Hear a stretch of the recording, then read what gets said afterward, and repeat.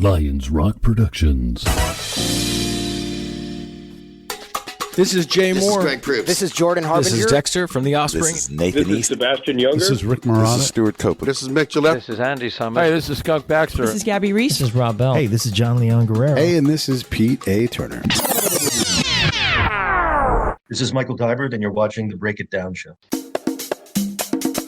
And now, The Break It Down Show with John Leon Guerrero and Pete A. Turner. It's interesting. Michael Dybert is one of the most qualified people in talking about Central, South America, Caribbean, Haiti especially. And I wanted to start because a mutual friend of ours, Kelly Lowry, is he's one of the people that goes to Haiti and tries to do good things there. And it's just so hard. We've been there. Gosh, we've been there forever. One of the things, Michael, that I think is illustrative of the problem of Haiti is, well, obviously the imbalance of, and I'm saying prosperity with quoted fingers because it all depends on how you look at this, the island of Hispaniola and how it's diverse. Like there's a line, you can see it where the deforestation is complete, and the other side, not that the Dominican Republic is booming with all kinds of revenue, but there's some health there. Haiti, Hispaniola is 1,400 miles from Houston. Houston is 2,300 miles from Seattle. Dramatically different places. One of them desperate for help and stability, and no one seems to be able to crack the code. Yeah, I mean, I think one in 1997, and I've been going there pretty consistently ever since. I lived there for several years in the early 2000s. And I think one of the things to understanding the situation in Haiti is that the problems are systemic and structural. In other words, they're bigger than any one political figure or even one political party. So you have a system been created whereby strata of economic and political who profit off of corrupt and impunity and are guaranteed trying to keep that going. Another thing that I think is often not talked about is there were some placed by the U.S., especially in the 80s and in the 90s. 80s, there was a program co-funded by the U.S. and Canada that eradicated the Creole pig because they thought it had African swine fever. So that basically was one of the backbones of the peasant economy. And for many of them, they were never replaced. Then in the mid-90s, you had a situation, in 1991, Jean-Bertrand Aristide, who was the leader at the time, and in order to try to pressure the military regime to bring him back, what they instituted this economic embargo on Haiti, which basically destroyed the middle class that was at the time just hanging on by their fingernails. And then when he came back, they, Bill Clinton, who also, instituted this embargo, helped usher through this whole, what they call the structural adjustment plan. So basically what that was lowering the tariff on imported rice from something like 35% to 3%. So you had all of this imported rice flooding to Haiti that the local farmers couldn't compete with. And so the local farmers couldn't compete with the low price. And what they ended up doing was flooding to the big cities in search of work that wasn't there because the middle class had been destroyed a couple of years earlier. And basically what ended up happening was you had a bunch of very impoverished people from whose kids then provided an inexhaustible supply of recruits for these illegal armed groups. If you have a bunch of young guys with no time, a lot of time on their hands and no gainful employment, I mean, that's a recipe for trouble, whether you're in Pennsylvania or Haiti or California or wherever. This is a huge point. When I would go abroad to places like Iraq and Afghanistan, same thing, same problem. One of the things I would look for when I talked to the locals, which was all the time, that was part of my job, was to constantly interact, is to figure out like if these guys could dream, if they thought they had a future, if they thought they were gainfully employable. And the answer was always no. There is no dream. There is no hope. There's just I'm not allowed to, and then a list of everything. And so you have these people that are eminently exploitable. That's just the bottom line. If someone chooses to, yeah. And what was always really striking to me is, I mean, with the first the kind of first generation of these illegal armed groups. I mean, they're called generally now the base, the base is in Creole. But when I was young, when I was a journalist in the early 2000s, called the Chimer, which means kind of like a nightmare. And they were basically, that template was created by the Famille Lavalas party and Jean-Bertrand Aristide. Now it has since metastasized, so every political entity in Haiti has their gunmen. But these guys, this first generation, I became friends with a lot of them, and sometimes I would take them to what you would say, kind of normal functions, like if some people were having a dinner or something like that. I was a journalist, so I wasn't making very much money, and I lived in a kind of middle class neighborhood.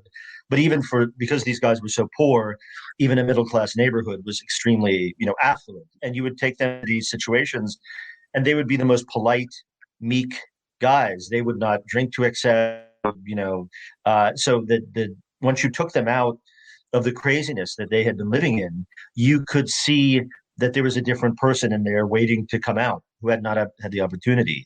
And now there's some organizations in Haiti, Haiku A, which means peaceful community, basically in Creole.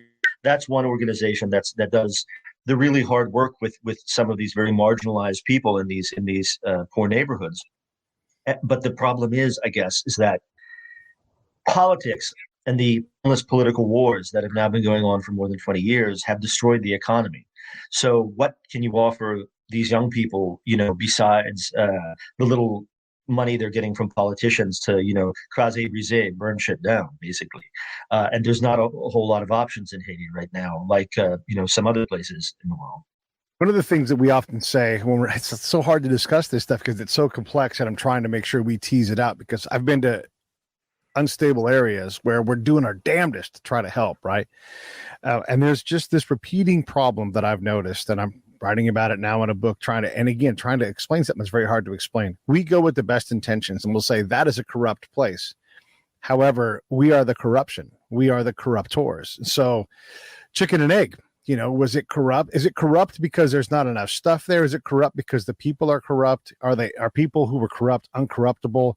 And then is it possible to do any of that if we're there constantly just pushing corruption into the system, Yeah. And I think also, especially, in Haiti, they have, there's a famous phrase that gets repeated that it's the Republic of NGOs, and these, you have these big organizations that come in with these huge budgets, and they're in these mansions and things like that. And some of them have really good intentions and really care and really want to help the people.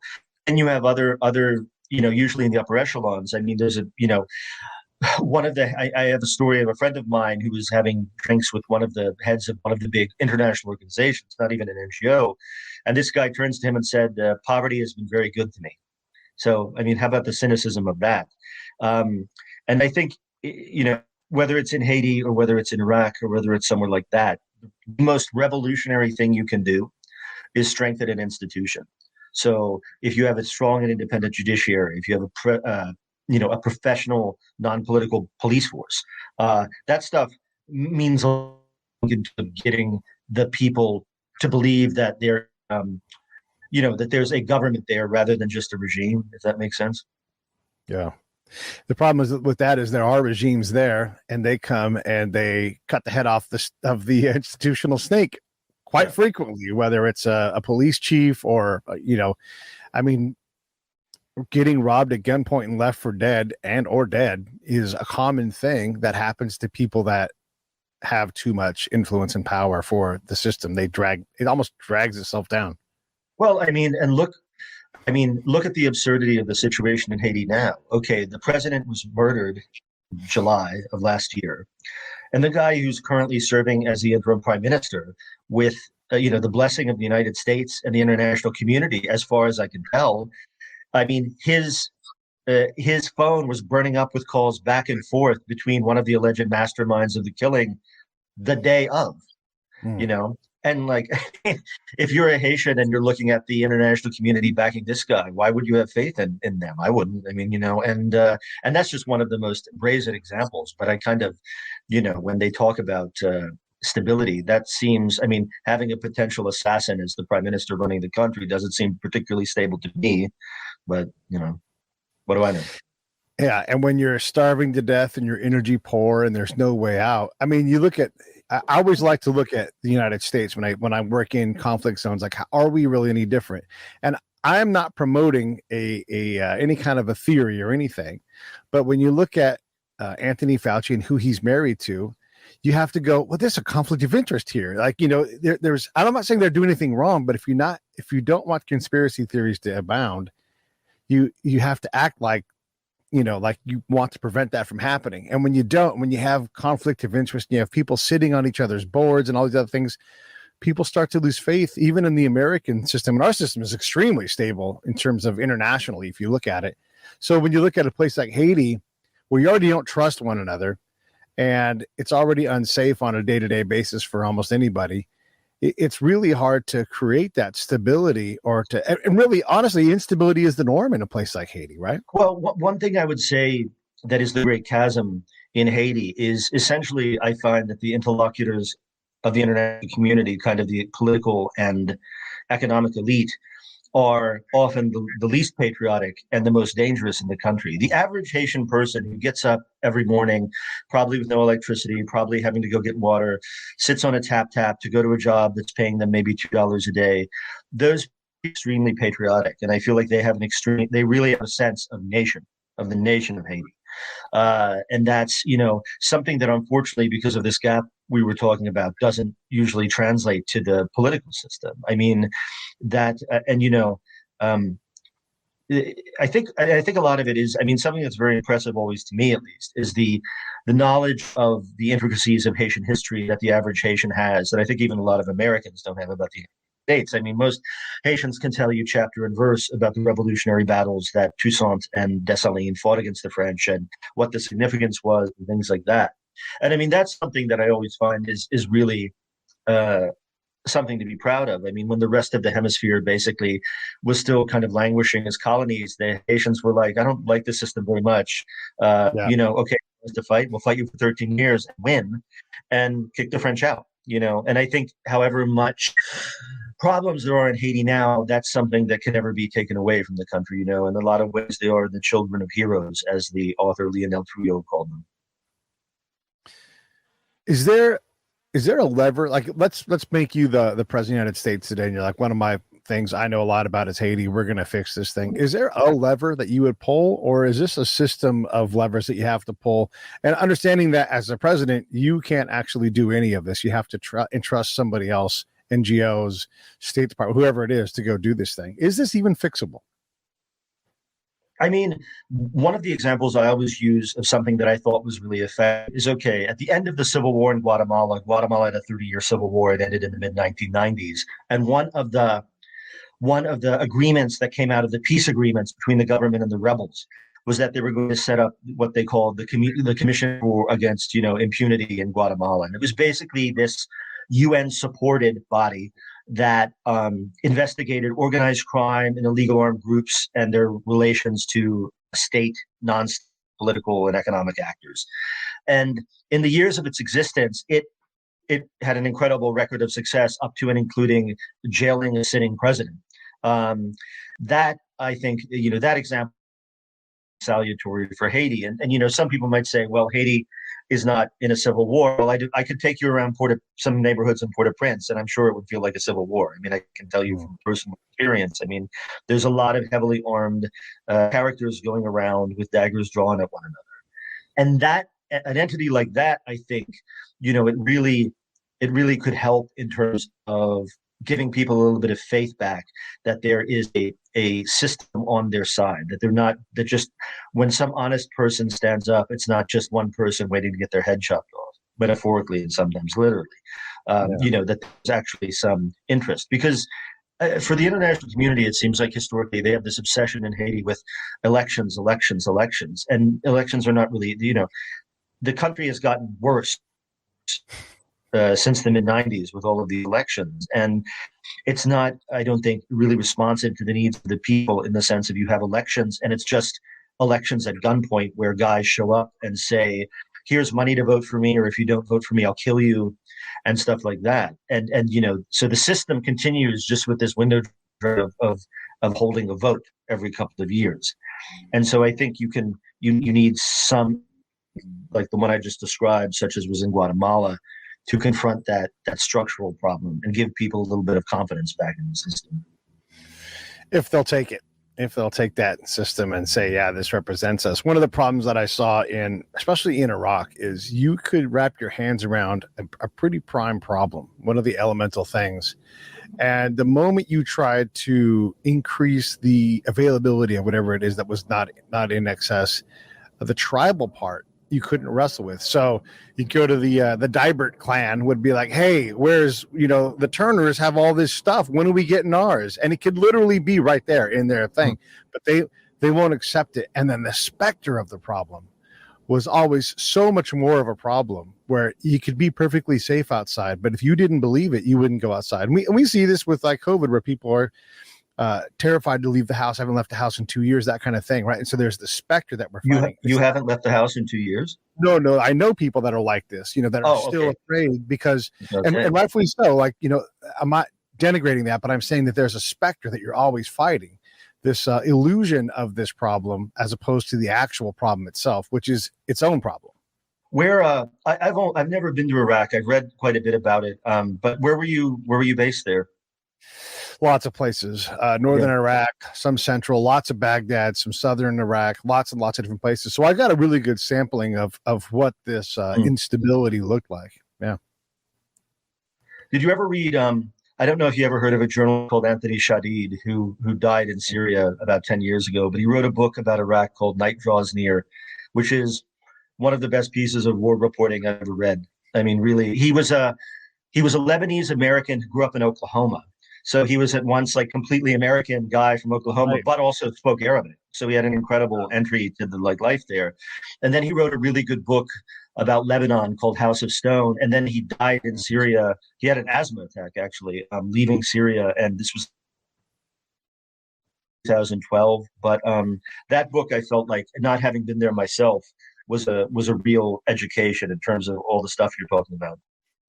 One of the things you can't do in these areas, and I know this you'll resonate with this, is you can't be an embedded reporter and even begin to scratch the surface at what's going on, because I would watch the embeds and I'm like, you have no idea what you're talking about. They'd write this story and other than the immediate interaction, they would often just be so far off base. They wouldn't have and then they wouldn't seek out the people around that had the knowledge, like the interpreters who hear everything. And this is one of the big, I mean, when I speak in front of journalism students and stuff like that, I mean, there's a couple of things based on what you're saying that I think are really important for journalists who are working in, say, Iraq or Haiti or places like that. Number one, language. Like, you've got to learn the language if you want to actually talk to people. Translators are going to cut it.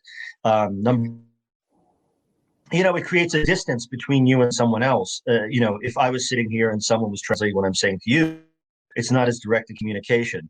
And of course, if a bunch of armed dudes running down going on, you want to ask. And number two, it's a lot of these neighborhoods in Port-au-Prince, where I have a lot of time, they have these reputations, probably similar to Sadr City, of being very dangerous and violent, etc. But of course, the people who are creating the danger and the violence, that's at most 10% of the population. Most of the people there are just trying to live their lives and take care of their kids, and they, just want peace. So it's really, really important, I think, to, I guess, for lack of a better way of saying it, make yourself vulnerable by going to those places, because those are the places where you need to hear what people have to say. You're not going to get that at the hotel bar. You're not going to get around in a Humvee with the UN troops in Haiti or something like that. You really have to go and be among the people. Yeah. And that means a considerable amount of what I would call miscomfort, because these people live this way, right? And so when I come all kitted up and with the platoon, I'm in a spaceship bubbling into an area. I'm not really getting what they are. It takes a lot more than that. And you have to be willing to, like, if some lady can sit on a street corner and have chai with her girlfriends or whatever it is, then you have to be willing to expose yourself to that same level of danger to have any chance of relating with them. Otherwise, it's It's just not possible. And I'm saying ladies and having chai, that doesn't have very much in the Middle East, at least where I was. But whatever that thing is, you go to the barber shop, you don't have a bunch of armor on and helmets and guns. You go in there and you like take your stuff off. You're like, hey, pardon me while I put my crap down and just be a regular dude. And you get a haircut and you hang out and you listen to these guys talk. Yeah. And list occur during those kind of what you would call maybe downtime, not when you're actually formally interviewing somebody.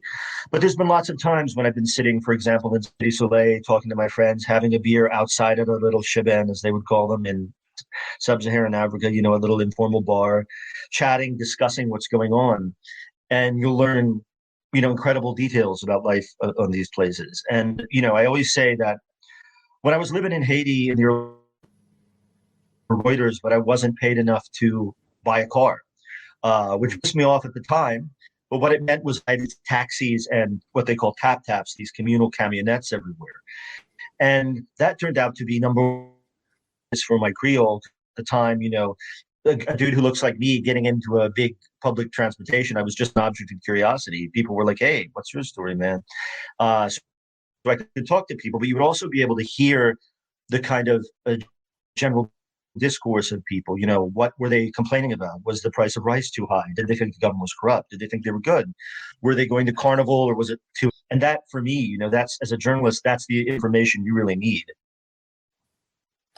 Yeah, I can't. I just want to push the like button over and over and over again. So I was basically a spy, which in effect is a reporter, and I'm trying to find out what's going on in the community. And so I want to do that sometimes just through observation. I just want to hear what's normal and what the vibe is. And by just listening a lot more than I talk, I'm going to find things out. And by being interesting and by being curious of what's important to them, one of my favorite questions to ask someone in a conflict zone is what's your opinion, of whatever it is. And then you just start to gather these opinions, and that stuff is gold, because the guy might be pissed off that day. The guy might be in a great mood. He might lie, whatever. But when you continue to ask that question and empower that person to tell you what they think, oh my God, I would learn so much stuff from that. Mm. Yeah. And I mean, that's certainly, we're focusing on Haiti specifically at the moment. It was also my experience in Congo and Mexico and Guatemala, Brazil, some of these other places I worked, Kashmir, between India and Pakistan as well.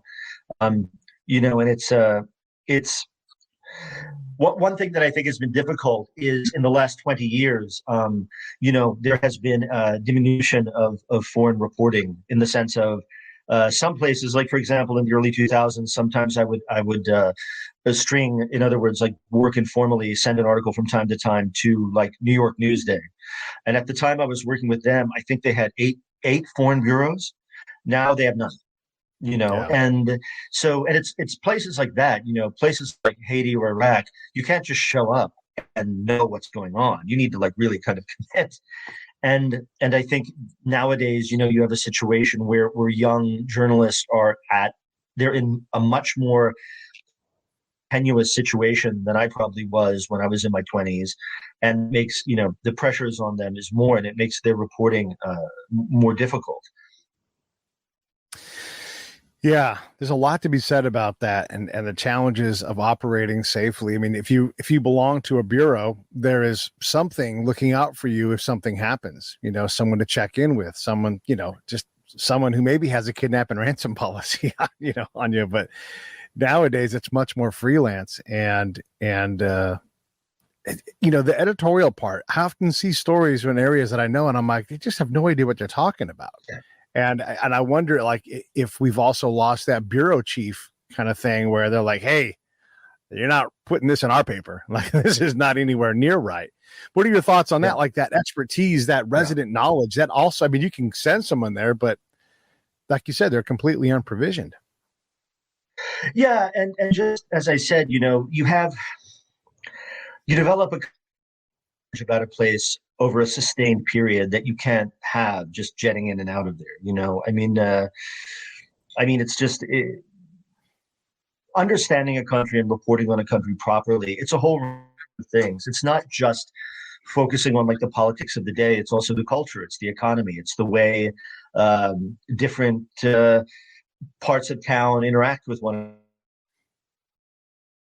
one thing that's common in a lot of places in the world, for example, is you see a lot of places that think, okay, the capital city is sucking up all the money and all the advantages, and here we are out in the hinterlands getting screwed, and nothing changes for us.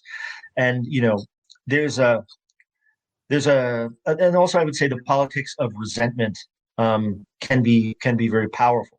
Like Nayib, who's the president of El Salvador right now, who was elected 2 years ago, interviewed him when he was mayor of San Salvador, the capital, about, I guess now 4 years ago.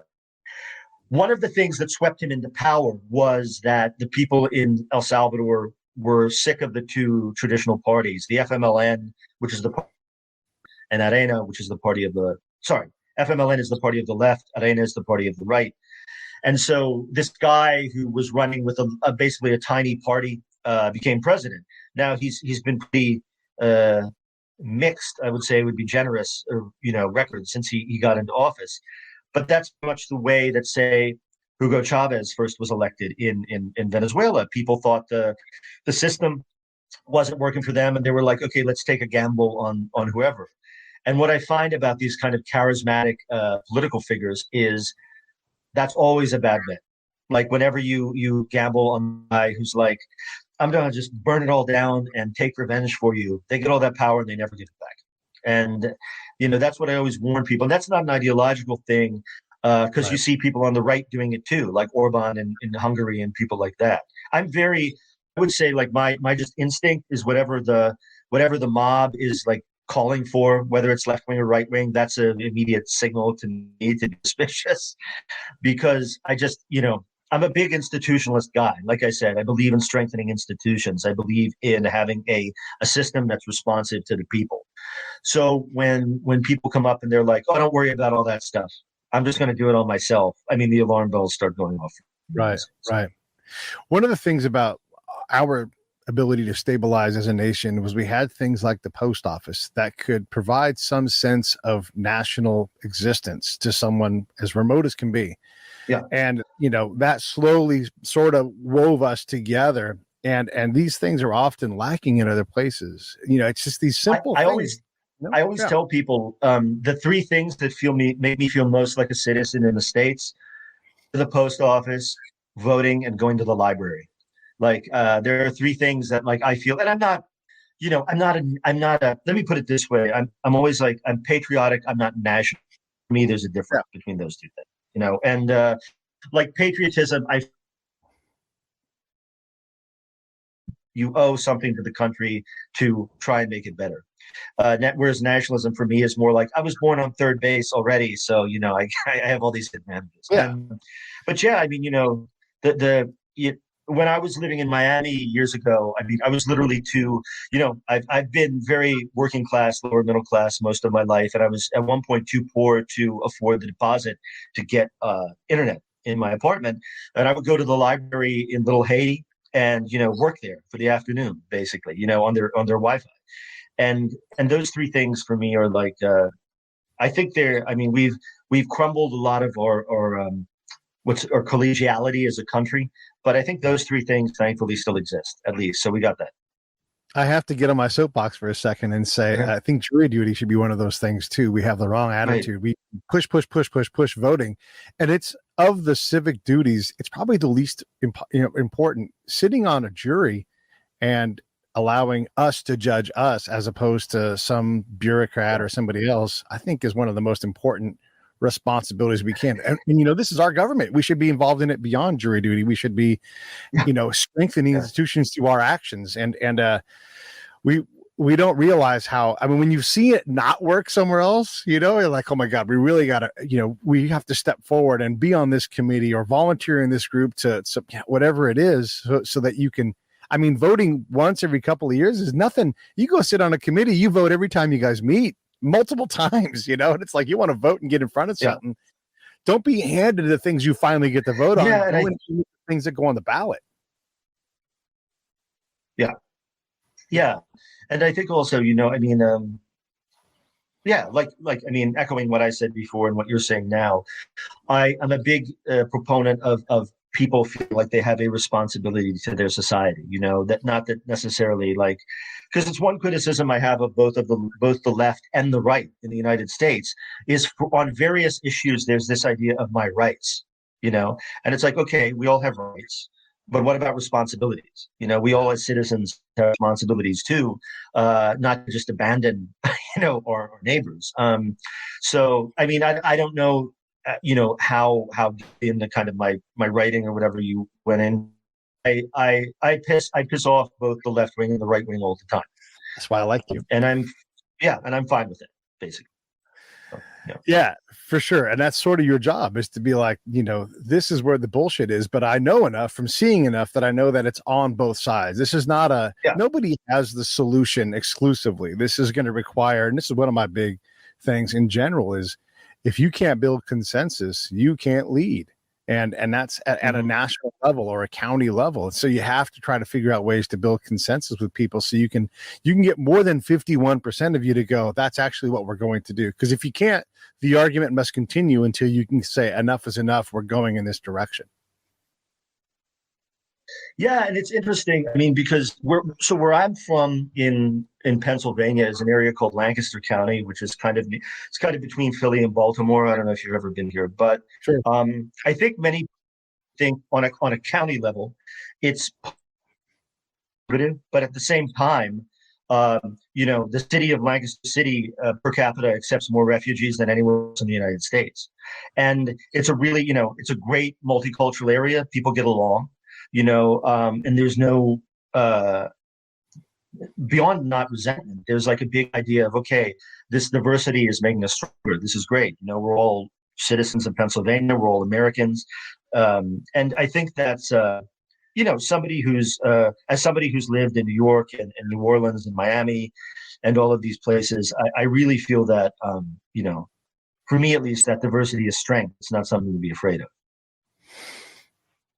I'm going to push you back on that a little bit, just because I think there's room to work with here, and I think we'll agree in principle on these things.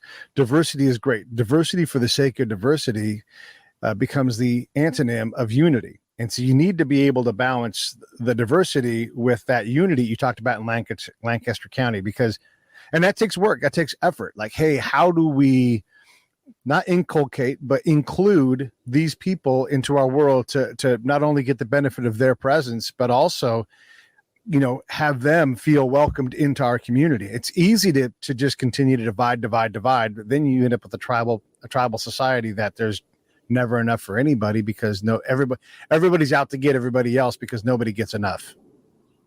But that's the thing that I always particularly liked about the United States is like anyone can become an American. Like there is no, I totally reject this whole blood and soil. Like I'm from, because, I mean, my relatives were like French and German, I don't know, 200 years ago who came over here. So, and compared to Native Americans, I'm a new arrival too, and I think that's, that's something that we have thus far been able to avoid in a way that, some nations in Europe have not, for example. I mean, you have I don't know if you were ever in the ball when you were in the service, but, you have that discourse that goes on there, like, well, this village is Serbian and this village is Croatian and whatever. And I always like the idea of, hey, if you come here and you play fair and you pay your taxes, fine by me. What church you worship at or don't worship at, I don't care, where you come from. And that's something that, like, I wish was highlighted a little bit more, maybe in our discourse in the States. For sure. And I think it's using the United States as a compare and contrast so we can see our own challenges with this diversity and unity and, equity and all these things that we talk about today. We're pretty damn good at it overall. You don't got to go very far out of our country to find problems with that. South America, Central America, they struggle quite a bit with a lot of these kind of problems, figuring out how to regulate themselves. And I'll just say this in general, and this is my view from talking to a lot of folks at work and look back at the U.S., we create a lot of these problems. Okay, we import a lot of drugs. That creates a clientele base and a business base, and that business base has, tiers off of it. We also export things like guns and all kinds. So we create these problems with our our power, our wealth, our consumption, we create these businesses that have to exist, but create instability problems. And we'd like to offshore instability if at all possible. Well, yeah, and I mean, I wrote a book in 2014 that was a history of the Cartel de Golfo, the Gulf Cartel in Mexico. And I said in that book, okay, everybody says Mexico is a drug problem, but we provide the market, we sell them the guns, and we launder the money in our banks. So I think we have a drug problem too. I mean, it's not like if no one here was buying huge amounts of narcotics, there would be no cartels because there'd be no profit margin. They'd be doing something else. And that's why, and I mean, quite frankly, it is a really hard job in Mexico to be an honest of the political system. And I always point stuff like this out. It's not also just in Mexico. I mean, in Texas, corruption. And one thing that always blows my mind is that, Rick Perry, who was the governor of Texas, was really good friends with Thomas Yarrington, who was the governor of Tamaulipas, which is right across the Rio Grande from like McAllen and Brownsville, Texas. And Thomas Yarrington was, famously like not just getting kickbacks from the Gulf Cartel, but was basically like a boss of the Gulf Cartel. And, if I knew that as a journalist working at the time, I'm sure the governor of Texas had some idea about it. And you have this situation where if you're going to be an honest, I mean, it's putting a target on your head to do that in Mexico. And it's sad because what was viewed as maybe 15 years ago, you would have a big killing and, that would be shocking news in Mexico. Like, oh my God, I can't believe they killed those 10 people in Zacatecas or whatever. Now that shit happens every week. And it's not even, when was the last time you read about one of those killings in the English language press? Doesn't make big news, and we've almost normalized our complicity in that killing, And I always tell people, like, I mean, God knows I've been no angel in my life, and I don't claim to be, but I tell people, when you're snorting a line of coke, you're basically snorting dead babies, man. And if you saw what I saw in Tamaulipas and Ciudad Juarez and places like that, you would not do it because the cost is too terrible. Yeah.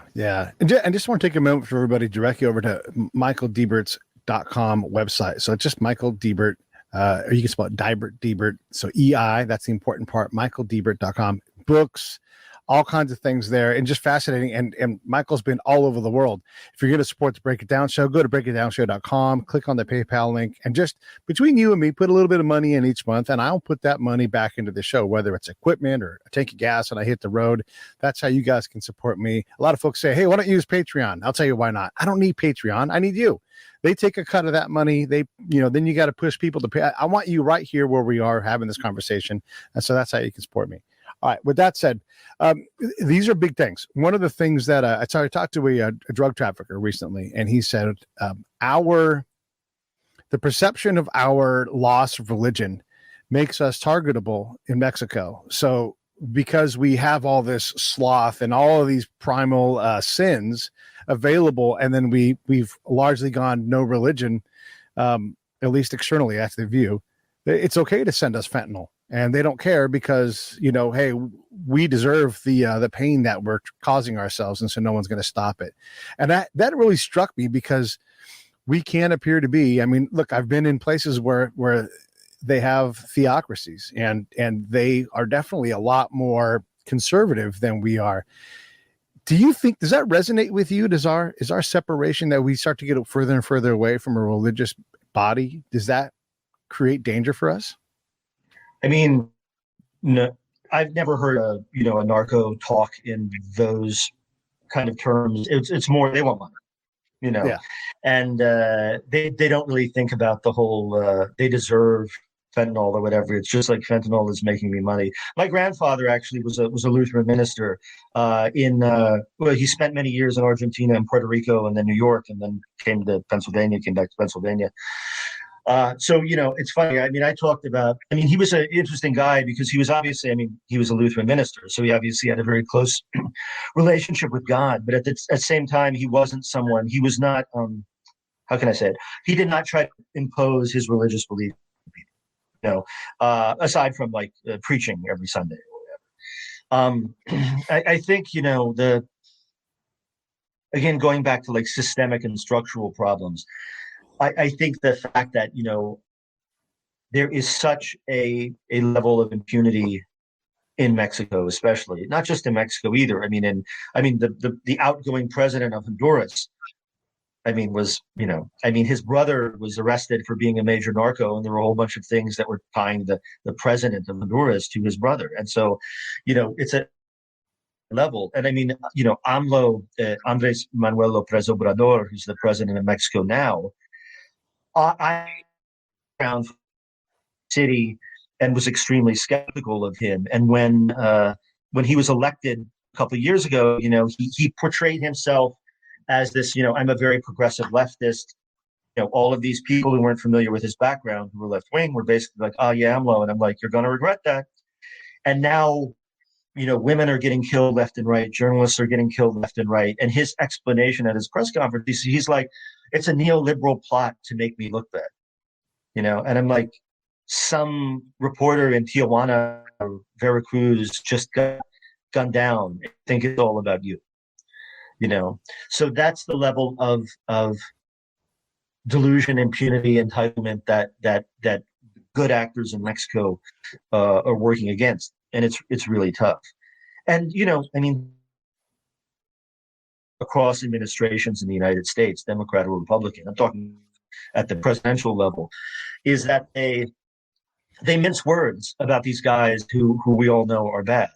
And when you look at a country like Honduras, and the last two governments in Honduras have, by any means, any measures, been terrible, on drug trafficking, on human rights, on whatever.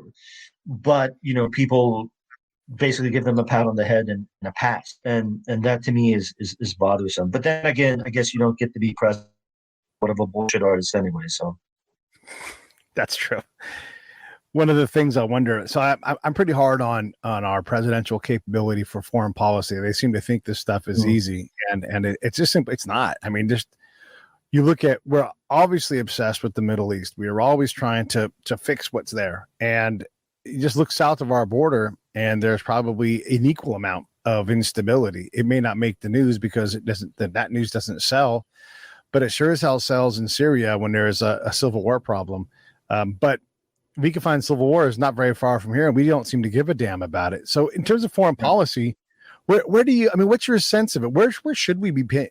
We're U.S., we're going to be worldwide, but where should we really focus our efforts? Should we, look at it, sending a whole shitload of people and stuff to the Ukraine, and we just left Afghanistan like, oh, okay, we'll just put that stuff on a railhead and send it north. But where should we be focusing, do you think? Yeah, and I'm going to say something now that might be controversial, but it's not the first time. For me personally, I don't know, if I can ever forgive Trump and Biden for abandoning Afghanistan in the way they did, for a couple reasons. Number one, as someone who was in New York on 9/11 and saw the second plane hit the World Trade Center, I don't think the Taliban have changed at all from the people who hosted Al Qaeda back then and killed a bunch of the people who lived in my city. The humanitarian cost, of course, Afghanistan wasn't perfect, but the minimal presence that we had allowed many, many thousands of people to live somewhat of a normal life. Women could participate in society, and that has been completely lost. They destroyed the country. So that's something that I always hammer away at. And both partisans of both of the guys hate me for it, basically. And another thing that I find across administrations that's completely befuddling to me, Iran is completely run by a demented theocracy that sponsors militias that ethnically cleanse Syria, that do all of the, that kill a whole bunch of people in Yemen and all that stuff. But so is Saudi Arabia. Hello, country named after a family. Right. And Saudi Arabia is also, I would say, a very bad actor in the Middle East, as is Iran. And the idea that we have this very quiet, diplomacy with Saudi Arabia, who dismembered a U.S. resident journalist, who took him into a consulate and cut him apart, is just, it's a really vivid example of the kind of hypocrisy and double standard that various administrations have in the States. And I don't know, maybe it's because of oil or whatever. I mean, I'm not an expert in the Middle East. I'm talking about it now, but I certainly know I can't speak about it with the authority that I can some other countries. And tracking back a little bit to your original question, I kind of digressed a little bit there in terms of why don't we pay attention to these conflicts in Latin America, for example. And, that's something I often ask myself. I mean, Latin America was obviously a big story in the 1980s when it was viewed as a struggle between communism and in El Salvador, Nicaragua, and places like that. And, you have situations now where, for example, in Colombia, the FARC surrendered. Basically, it became a political party, the left-wing guerrillas in Colombia. You still have the ELN, which is another organization around. You don't have the huge, big narcos like Pablo Escobar and the Cali cartel, but what you do have is smaller groups with connections to political actors in Colombia that are still moving a lot of drugs. And, I guess one of the reasons is that's good story. To have to go into the whole nitty-gritty of the dynamics of Colombian politics and things like that, it's not as easy as just being like, oh, there's this one guy who's like a billionaire who's in Forbes and he's running the whole show. But I don't think, to your average Colombian, although certainly it's good that you can drive from Medellin to Bogota now and not get kidnapped by the FARC, there's still a tremendous amount of violence in more rural areas mostly, but also sometimes in cities like Cali, sometimes in Medellin. And I think, we've become so, as a society, we have a very, everyone's glued to their phones. They want instant gratification. They want the dopamine rush from getting likes on Twitter or Facebook or Instagram or whatever. And people don't really want to put in the work to understand those complicated problems. And, as a journalist, it can be frustrating because to me, but a lot of society doesn't seem to think it is so much. As you describe all this stuff, and I think about, I got really, really good at war and doing the spy thing. So I would come back in from being out in the field, and you have to stay connected to the American side because I've got to transmit all this reality to them in a way that they can accept it. And so that involves having their trust. And just because I've got the uniform on doesn't mean that anybody is going to give me the time of day. So you've got to balance the here and there when you deal with instability zones. And the other part of this thing that's interesting, and I think as a reporter, you're going to go out to a place. So they would ask me hey, we want you to go to Village 15 and figure out what's going on over there. Can you tell us the answer by, I don't know, tomorrow? And you're like, no, I can't. There's no way to do that. Not only can I not do it, you don't realize how preposterous that is. I cannot go in a week and get you these answers. I'm not magic. The reason why I know this is because I've done nonstop work. I've talked to a ton of people. I've thought. So this stuff for me I begin to understand in 3 weeks, and I have an area where I build trust and I'm introduced to other people outside of where I could ever find, at about 3 to 6 months, those things start to happen where I start to be a valuable person in the community and they kind of trade me off. 3 to 6 months. If I'm a reporter and I'm going to go work somewhere for 3 to 6 months and I come back and I have to sell the story and I'm selling it for $12,000. That's not a living. And I don't know what reporters get paid for, a story like that where you go out and do it, but that seems untenable. I mean, especially for a young kid who's like, I have to eat, Yeah. Well, I mean, they get paid a lot less than $12,000. I can tell you that, right. Unfortunately. And that's one of the pieces of advice I give sometimes to young journalists. I mean, there are kind of two routes you can go.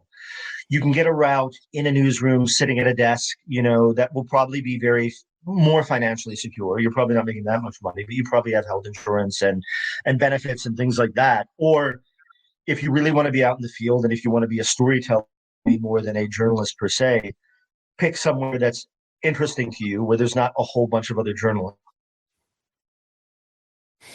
For example, if you want to be a journalist and you want to move to, say, Guatemala or something like that, well, you can have a lot lower overhead living in Guatemala than you would in Manhattan or Los Angeles. I mean, obviously. So I don't think a bad bet. The trick is getting a lot of reliable places to take multiple stories, because it comes, and I speak from experience here, it's very much like a, living by your wits, month to month, am I going to make enough money kind of situation, which, the older you get, the more stressful it gets, obviously. I mean, it's not so much when you're young, you can kind of live in semi-squalor and it doesn't bother you that much. But when you get into your 40s, it's much, you want a little bit more stability. Yeah, and that makes it really hard to know an area, to get accurate reporting, to actually have someone who cares about the struggles of Ecuador, for example. Like, hey, can I even sell this story? And when I sell it, like you said, it's not $10,000. And so it takes you months and months. That means you've got to constantly be selling stories. And again, if you're not here in the States, you've got to have advocates who are like, hey, we're going to buy Michael's story no matter what, because he's doing good work and we want the whole body of it over time. But that patronage is tough to find if you're a reporter, and that makes it tough for us to even understand what's going on. I mean, you probably could employ 1 million reporters and send them all over the earth and find stories that shock us, except for that there's no money in it. Yeah, and I think even when you get to kind of staff reporters who are reporters with major publications, to me it's really unfair to to have someone in Mexico and be like, okay, you're responsible for covering all of Central America and the entire Caribbean. I mean, that's not possible. I mean, it's not possible to stay up to speed on all of those countries. So yeah, I mean, it's and I feel also like at this moment in time, we need to be more informed about the world than ever before. I mean, it's amazing too. There's a place in the misinformation universe of social media where the far left and the far right touch. They become like extremely pro Russia, pro Putin, and I'm like, I asked both sides. Okay, when I was growing up, I'm 48 years old now. the GOP, the Republicans, were the most skeptical of Russia's intention. They were very much like, okay, we have to be on guard. Mr. Gorbachev, tear down this wall, all this stuff, all of which I agree with. And, the left were very much like, okay, human rights are important. Those things are important. So none of those things are represented by Putin's Russia. It certainly isn't a human rights paradise. And they certainly, I don't think, have the best interests of the United States at heart. But to see these two extremes basically start cheerleading for this like 5'6" dictator ex-KGB FSB guy is really, that shows, I think, the powerful. What was Mark Twain's saying? Like, the lie travels halfway around the world while the truth is still putting on its socks. Right. Yeah. That's exactly. You really see that. And another place, if I'm not over talking too much, another.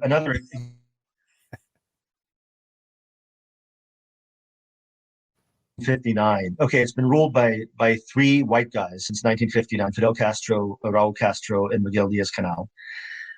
I've been to Cuba a bunch of times. I met Fidel Castro. I met a lot of opposition people. It's hard to find a more reactionary, racist government than the one that exists in Cuba. And most of the people that they're throwing in jail and that they're beating up are poor Black and brown people, some of whom are my friends. Some of the dissidents I know are friends of mine. And you still have people buying into this narrative that, Cuba, it's this revolutionary paradise, it's all this stuff. And I'm like, guys, it's a bunch of old white guys guarding their hotels. That's what it is now. It's like a couple families guarding their hotels. Of the way that social media works, that you can disseminate all of these falsehoods. A lot of people still believe that bullshit, which is unfortunate. When you said the whole thing about being a reporter who covers, Central America and the Caribbean, I got to thinking, Central America and Caribbean, they probably have, let's say, 100 million people combined between the two spaces across a couple of dozen countries, some of them protectorates, some of them countries outright. And for sure, bigger than the size of Texas. So you're talking about something that's like the population of New York, California, Texas, and then a whole bunch of other states. And a massive space. I mean, there's no way one person could ever do that effectively, if they could even name all the damn countries involved and all the players involved. It's too big to legitimately cover that. And I've always felt like, for a minimum, you would have like, okay, one correspondent for Central America and then a separate correspondent for the Caribbean. That would be, I feel like, the maximum any human can do. Because I mean, even just the Caribbean. I mean, people think it's a small space, but it's like, okay, you're keeping track of the political dynamics of Cuba, Jamaica, Dominican Republic, Puerto Rico, and Tobago, all of these places, which are very different, I mean, and have a whole bunch of different issues going on, different languages, just covering that, you're talking about 3 different languages, for example. And when you get into, and then there's the whole, like, the Lesser Antilles, as they call them, Barbados, St. Vincent, places like that. So yeah, I mean, it's a very, it's not an easy job, for sure. Is it doable?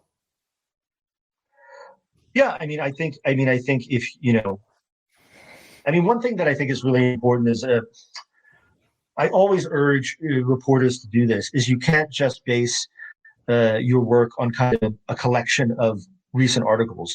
You got to read the history. You got to read the fiction. I mean, oftentimes, the fiction of countries can tell you every bit as much about it in the national character as any kind of book of history you're going to read.